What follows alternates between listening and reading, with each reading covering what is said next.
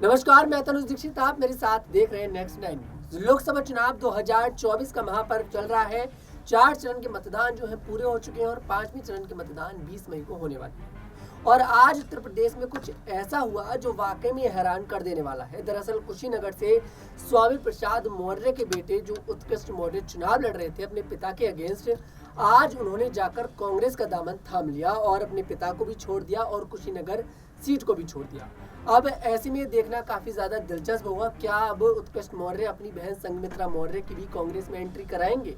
क्योंकि अभी सवाल खड़े होने लगे हैं दर्शकों, क्योंकि संघमित्रा मौर्य का टिकट देखिए भारतीय जनता पार्टी ने इस बार इस बदायूं सीट से काट दिया है और उसके बाद से चर्चाएं हो गई थी कि अब संघमित्रा मौर्य दूसरी पार्टी का दामन थाम सकती हैं। ऐसे में चुनावों के बीच उत्कृष्ट मौर्य जिस तरह का फैसला करते हैं कांग्रेस में जाने का, तो ऐसे में अब हो सकता है कि वो अपनी बहन संघमित्रा मौर्य की भी कांग्रेस में एंट्री करा ले। कुछ सवाल होंगे। हमारे साथ हमारे सहयोगी मौजूद है माही। भाई, बहुत बहुत स्वागत है आपका। सबसे पहले सवाल यही लेना चाहेंगे, आखिरकार जिस तरह से उत्कृष्ट मौर्य ने अपने पिता स्वामी प्रसाद मौर्य को झटका दिया है कुशीनगर सीट से भी, और अगर देखा जाए तो राजनीति गलियारों में भी अब देखिए इसकी चर्चा होने लगी है, ये कितना फायदेमंद यहाँ पर कांग्रेस के लिए होते दिखाई दे रहा है? देखिए तनुज, इसमें कह सकते हैं कि उत्कृष्ट मौर्य जिस तरीके से उन्होंने कांग्रेस का दामन थामा है, ऐसे में कुशीनगर सीट से कहीं ना कहीं स्वामी प्रसाद मौर्य की जो मुश्किलें थी वो कम होती हुई नजर आ रही है, क्योंकि बाप बेटी का आमने सामने आ जाना और इस तरीके से दोनों को एक पार्टी में होना और तब चुनाव लड़ना या ऐसे प्रतिद्वंदी बनकर मैदान में आना, वो अलग बात होती है, क्योंकि वहां पर अपनी अपनी पार्टी की बातें चलती है। लेकिन अगर दो लोग निर्दलीय फॉर्म भरकर और एक ही परिवार से आमने सामने आते हैं तो कहीं ना कहीं उसमें दोनों लोगों का घाटा होते हुए दिखाई देता।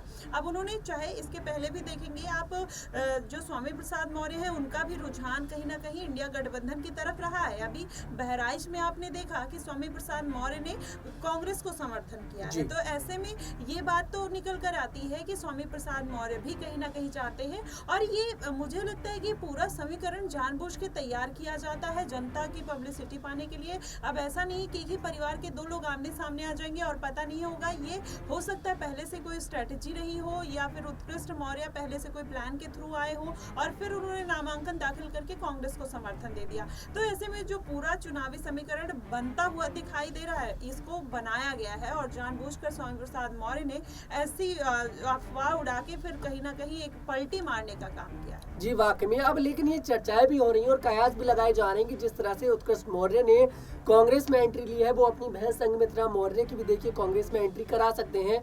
अगर संघमित्रा मौर्य कांग्रेस में एंट्री करती हैं तो कितना बड़ा झटका यहाँ पर भारतीय जनता पार्टी को लग सकता है? देखिए संघमित्रा वहाँ पर एक जानी मानी नेत्री है और कहीं ना कहीं संघमित्रा लगातार वो जब भी चुनाव में मैदान में उतरी हैं जीतती आई हैं 2 बार। तो ऐसे में कहा जा सकता है कि तनुज की उनके भारतीय जनता पार्टी के लिए अगर वो इतनी महत्वपूर्ण होती तो उनको इस बार की सीट से पहली बात तो हटाया नहीं जाता। तो झटका वाली अभी कोई बात नहीं है, क्योंकि भारतीय जनता पार्टी ने अलग अलग चेहरों पर दांव लगा दिया है और संघमित्रा को साइड लाइन कर लिया। वो अलग बात है कि वो अपना फ्यूचर सिक्योर करने के लिए किसी पार्टी का रुख करती है तो उनके लिए बेहतर होगा और कहीं ना कहीं भारतीय जनता पार्टी को इससे बहुत खासा नुकसान नहीं होने वाला है। लेकिन हाँ, अगर इस बार बदायूं से उनका जो कैंडिडेट है बीजेपी का, अगर वो हार जाता है और संघमित्रा मौर्य इसके पहले सांसद रह चुकी हैं, तो कहीं ना कहीं भारतीय जनता पार्टी को उस लिहाज से अगर देखेंगे कि अगर वो उन्होंने एक अच्छा कैंडिडेट खो दिया और ये जो कैंडिडेट उतारा कहीं ना कहीं उस पर जो दाव लगाया था वो फेल होता हुआ नजर आया, उस लिहाज से भारतीय जनता पार्टी को झटका लग सकता है। लेकिन अगर वैसे देखा जाएगा तो संघमित्रा मौर्य अगर किसी भी पार्टी में जाती है और बीजेपी का कैंडिडेट जीत जाता है तो उनको कोई खासा फर्क नहीं पड़ेगा। जी वाकई में। लेकिन यहाँ पर ये भी चर्चाएं आ रही हैं, जो सूत्रों से खबर सामने आ रही है कि उत्कृष्ट मौर्य कुशीनगर सीट से चुनाव जरूर लड़ेंगे, ये बातें निकलकर सामने आ रही हैं। और समाजवादी पार्टी ने अपना कैंडिडेट देखिए कुशीनगर सीट से उतार दिया, तो क्या अब यहाँ पर बड़ा खेल होता दिखाई देगा? क्या समाजवादी पार्टी अपना कैंडिडेट वापस लेगी और वहां से फिर कांग्रेस अपना कैंडिडेट उतारेगी, या फिर कांग्रेस और समाजवादी पार्टी कुशीनगर सीट पर एक दूसरे के आमने सामने दिखाई दे सकते हैं? कुछ उम्मीद है इस तरह की? देखिए अगर आमने सामने आते हैं तो कहीं ना कहीं एक दूसरे का ही वोट काटते हुए नजर आएंगे और उनका इंडिया गठबंधन का ही लॉस है। तो ऐसे में अगर चाहे सपा कांग्रेस को समर्थन करे या कांग्रेस सपा को समर्थन करे, उनके लिए बेहद जरूरी हो जाता है। और अगर आप देखेंगे वैसे अगर कोई समर्थन नहीं करते हैं तो स्वामी प्रसाद मौर्य भी मैदान में है, मायावती भी मैदान में है। ऐसे में उत्कृष्ट मौर्य कांग्रेस की तरफ से और सपा का प्रत्याशी अगर मैदान में उतरते हैं तो ये आप देखेंगे जो वो इनके वोट शेयर है कहीं ना कहीं दलितों की राजनीति राजनीति करते हुए नजर आते हैं। और जब दलित वर्ग 4 पार्टियों में और भी अन्य निर्दलीय दल है जिसमें अलग तमाम पार्टियां हैं, तो आप सोचिए अब इन पार्टियों में अगर ये दल बढ़ जाते हैं और कहीं ना कहीं उनके वोट शेयर भी घटते हुए नजर आएंगे, तो इसमें जाहिर तौर पर फायदा किसी को नहीं होगा। फायदा अगर होगा तो बीजेपी को होगा और ये एक दूसरे का ही वोट काटते हुए नजर आएंगे। तो जाहिर सी बात है ऐसी बेवकूफ़ी ना अखिलेश यादव करेंगे ना इंडिया गठबंधन करेगा। तो इसका भी हो सकता है कि कोई अपना नामांकन वापस ले ले। अब वो कौन सेक्रीफाइस करेगा? अगर उत्कृष्ट मौर्य आए हैं मैदान में और स्वामी प्रसाद मौर्य के बेटे हैं, एक नामी चेहरे हैं, तो मुझे नहीं लगता अखिलेश यादव को ही पीछे हटना पड़ेगा। कांग्रेस पार्टी अब पीछे नहीं हटने वाली। जी वाकई में, लेकिन यहाँ पर ये जब इस तरह की घटनाएं होती हैं स्वामी प्रसाद मौर्य के साथ कि बेटा कांग्रेस का दामन थाम लेता है, बेटी भारतीय जनता पार्टी की मौजूदा सांसद बदायूं से, तो ऐसे में स्वामी प्रसाद मौर्य पर भी देखिए माही बड़े सवाल खड़े होने लगते हैं कि आखिरकार वो अपने परिवार को एक साथ लेकर क्यों नहीं चल पा रहे इन गलियों में, राजनीति की जो गलियां हैं। क्योंकि अगर आप काफी सारी जनता को लेकर चलने की कोशिश कर रहे हैं तो आप अपने परिवार को ही एकजुट नहीं कर पा रहे, तो ऐसे में क्या जनता स्वामी प्रसाद मौर्य पर कुशीनगर सीट पर भरोसा कर पाएगी?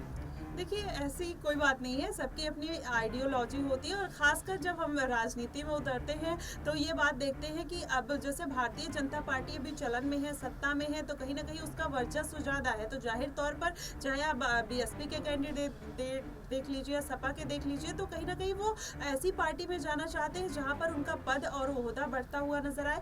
वही काम वो स्वामी प्रसाद मौर्य कर रहे हैं। एक लोगों को कांग्रेस में भेज दिया, एक लोग को सपा में भेज दिया, खुद एक अलग पार्टी बना ली और हो सकता है कि आने वाले दिनों में संघमित्रा मायावती के साथ चली जाएं या अखिलेश यादव के साथ चली जाएं या फिर कांग्रेस में चली जाएं। इसका अभी कोई किसी भी तरीके का आधिकारिक पुष्टि नहीं हुई है, लेकिन वो जानबूझकर एक दांव चल रहे हैं कि अलग अलग पार्टियों में, क्योंकि संघमित्रा मौर्य जब तक बीजेपी में थी तब तक उनका ओहदा बढ़ता हुआ नजर आया, लगातार उन्होंने अच्छा परफॉर्मेंस किया है और संघमित्रा मौर्य जानी जाने लगी हैं। तो कहीं ना कहीं स्वामी प्रसाद मौर्य को ये बात बहुत अच्छी तरीके से पता है कि कब कौन सी पार्टी सत्ता में आ जाए, और ऐसी सत्ताधारी पार्टी अगर परिवार में कोई एक मेंबर रहता है तो उनके लिए बेहतर की बात है, इसमें कोई बुराई नहीं है। तो स्वामी प्रसाद मौर्य बहुत सोची समझी चाल के हिसाब से भले वो बयानबाजी करते हैं कि साथ में नहीं आ रहे हैं या फिर जिस तरीके की बात करते हैं, ऐसा कुछ नहीं। वो जानबूझकर एक बात अपने परिवार को अलग अलग पार्टियों में लाने की प्लानिंग जानबूझकर की जाती है और वो स्वामी प्रसाद मौर्य करते हुए नजर आ रहे हैं। वाकई में यहाँ पर देखते हैं कि आखिरकार अब इस सीट का समीकरण आगे चलकर क्या कहेगा कि समाजवादी पार्टी यहाँ से पीछे कदम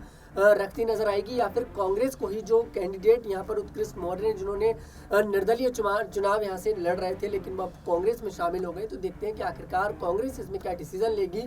लेकिन आज वाकई में स्वामी प्रसाद मौर्य को बड़ा झटका लगा है। हालांकि झटका तो देखिए उन्हें कुछ दिन पहले भी लगा था जब उनका बेटा ही उनके अगेंस्ट हो गया था, लेकिन आज और बड़ा झटका लगा है कि आज स्वामी प्रसाद मौर्य का बेटा कांग्रेस में जाकर शामिल हो गया और बीजेपी उनकी जो बेटी है वो भारतीय जनता पार्टी में शामिल है। अब देखते हैं कि आखिरकार क्या संघमित्रा मौर्य भी जाकर कांग्रेस का दामन थामेंगी या फिर नहीं।